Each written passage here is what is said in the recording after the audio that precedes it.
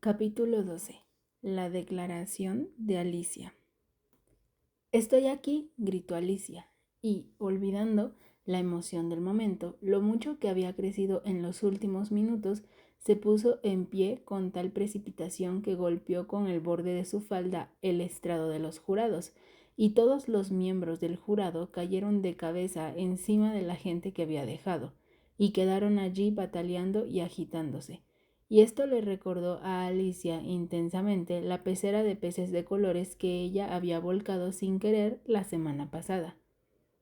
«¡Ay, les ruego me perdonen!», exclamó Alicia en tono consternado, y empezó a levantarlos a toda prisa, pues no podía apartar de su mente el accidente de la pecera, y tenía la vaga sensación de que era preciso recogerlas cuanto antes y devolverlos al estrado, o de lo contrario morirían. «El juicio no puede seguir», dijo el rey con una voz muy grave, «hasta que todos los miembros del jurado hayan ocupado debidamente sus puestos».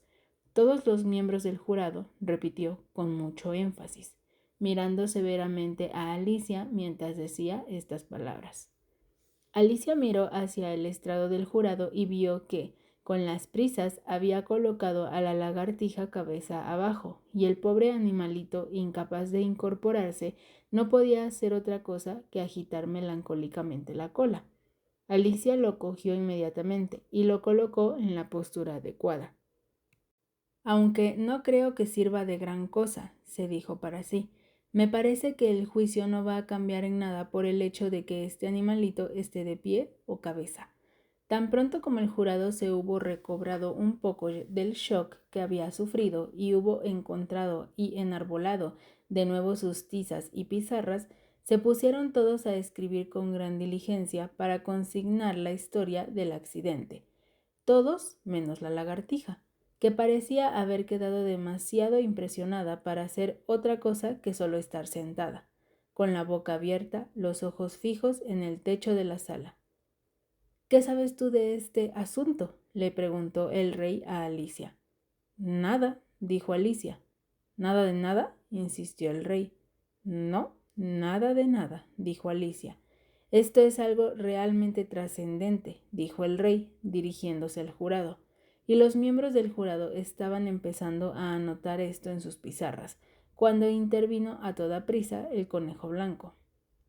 «Naturalmente, Su Majestad ha querido decir intranscendente», dijo en tono muy respetuoso, pero frunciendo el ceño y haciéndole signos de inteligencia al rey mientras hablaba. «Intrascendente es lo que he querido decir, naturalmente», se apresuró a decir el rey, y empezó a mascullar para sí.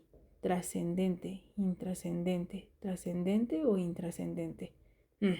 Como si estuviera intentando decidir qué palabra es la que sonaba mejor. Parte del jurado escribió trascendente y la otra parte escribió intrascendente. Alicia pudo verlo, pues estaba lo suficientemente cerca de los miembros del jurado para leer sus pizarras. «Pero esto no tiene la menor importancia», se dijo para sí. En este momento el rey, que había estado muy ocupado escribiendo algo en su libreta de notas, gritó «¡Silencio!» y leyó en su libreta. Artículo 42. Toda persona que mida más de 1 kilómetro tendrá que abandonar la sala. Y todos miraron a Alicia. «Ay, yo no mido 1 kilómetro», dijo Alicia. «Sí lo mides», dijo el rey. «Mides casi 2 kilómetros», dijo la reina. «Bueno, pues no pienso moverme de aquí de todos modos», dijo Alicia. «Y además, ese artículo no vale, porque se lo acaba de inventar». «Ese es el artículo más viejo de todo el libro», dijo el rey.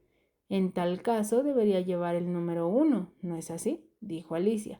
El rey palideció y cerró a toda prisa su libro de notas. «Considerad vuestro veredicto», ordenó al jurado en voz débil y temblorosa. «Faltan todavía muchas pruebas. Con la venia de Su Majestad», dijo el conejo blanco, poniéndose apresuradamente de pie, «acaba de encontrarse este papel». «¿Y qué dice ese papel?», dijo la reina. «Todavía no lo he abierto», contestó el conejo blanco, «pero parece ser una carta escrita por el prisionero a alguien». «Ah, así debe ser», asintió el rey, «porque de lo contrario hubiera sido escrita a nadie, lo cual es poco frecuente». ¿A quién va dirigida?, preguntó uno de los miembros del jurado. No va dirigida a nadie, dijo el conejo blanco. No lleva nada escrito en la parte exterior. Desdobló el papel mientras hablaba y añadió: Bueno, en realidad no es una carta, creo que es una serie de versos. ¿Están en la letra del acusado?, preguntó otro de los miembros del jurado.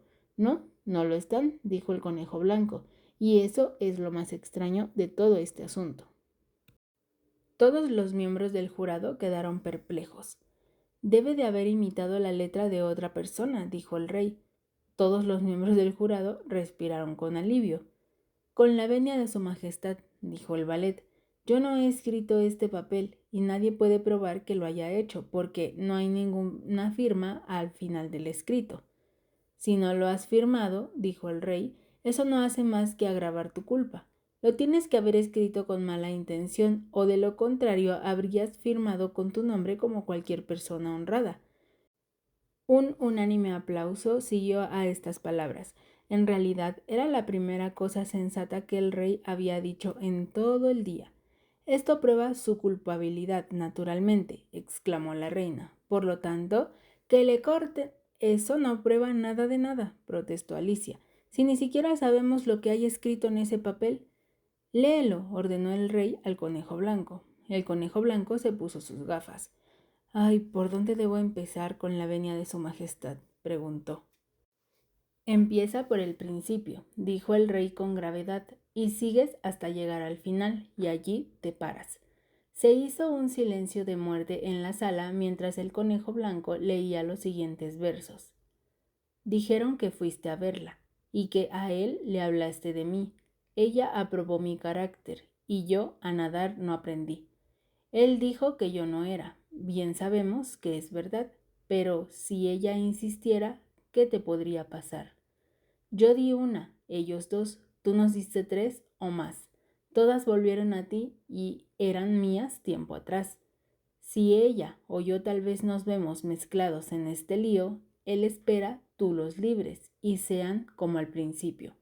Me parece que tú fuiste, antes de aquel de ella, entre él y yo y aquello, un motivo de querella. No dejes que él sepa nunca que ella los quería más, pues debe ser un secreto y entre tú y yo ha de quedar. Esta es la prueba más importante que hemos obtenido hasta ahora, dijo el rey frotándose las manos. Así pues, que el jurado proceda a...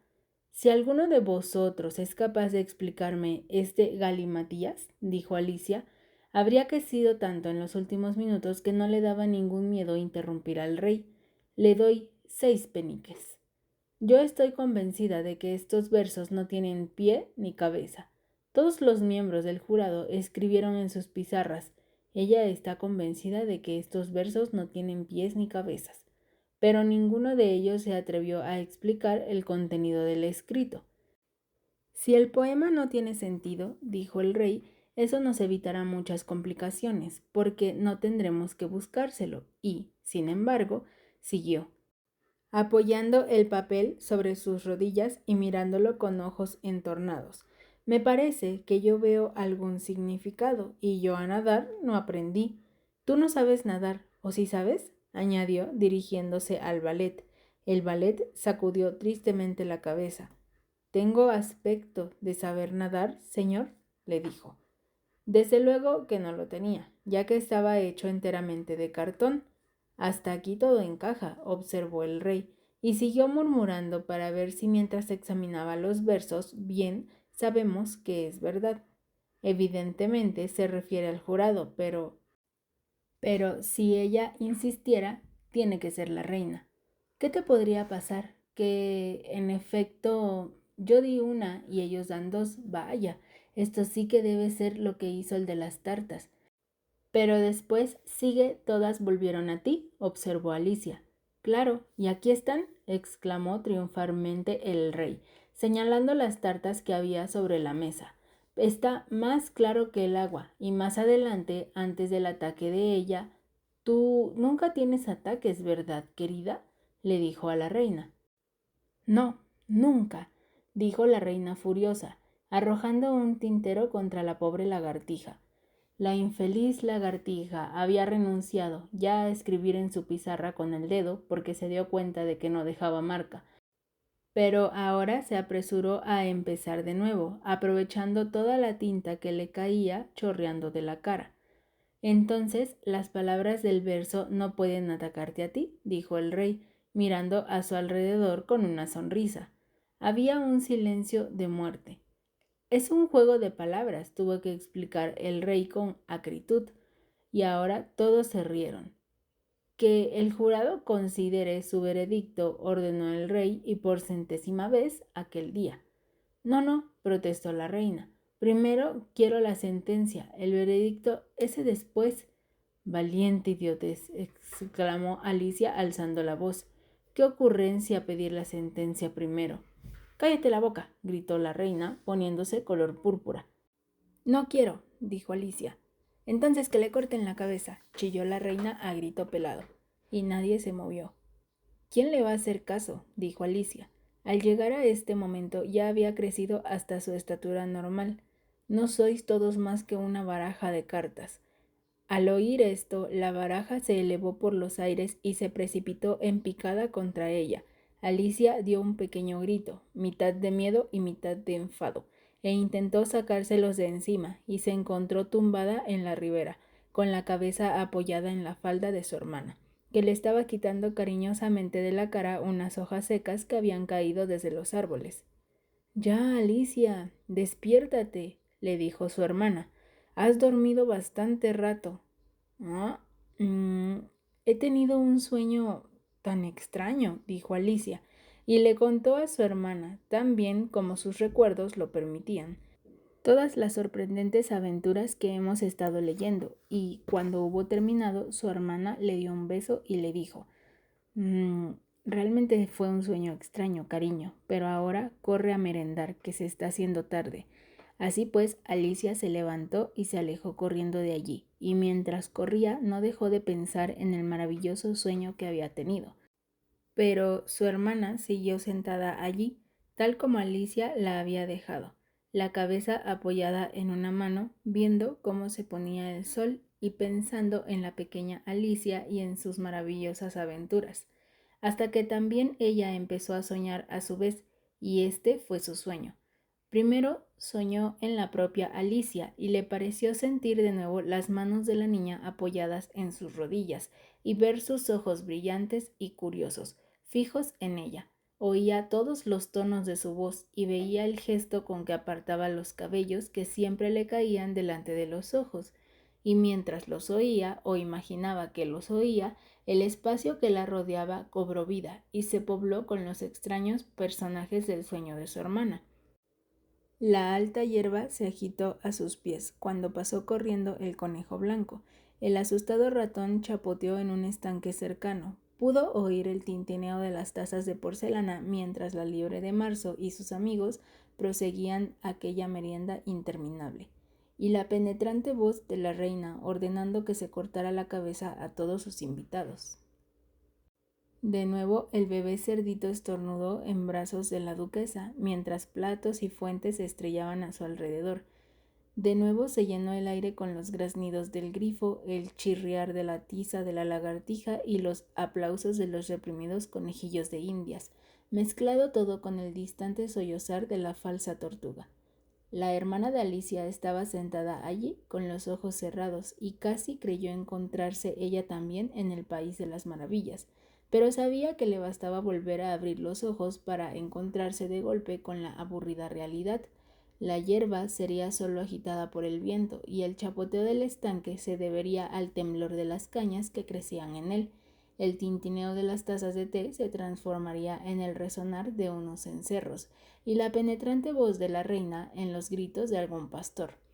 Y los estornudos del bebé, los graznidos del grifo y todos los otros ruidos misteriosos se transformarían en el confuso rumor que llegaba desde una granja vecina, mientras el lejano balar de los rebaños sustituía los sollozos de la falsa tortuga.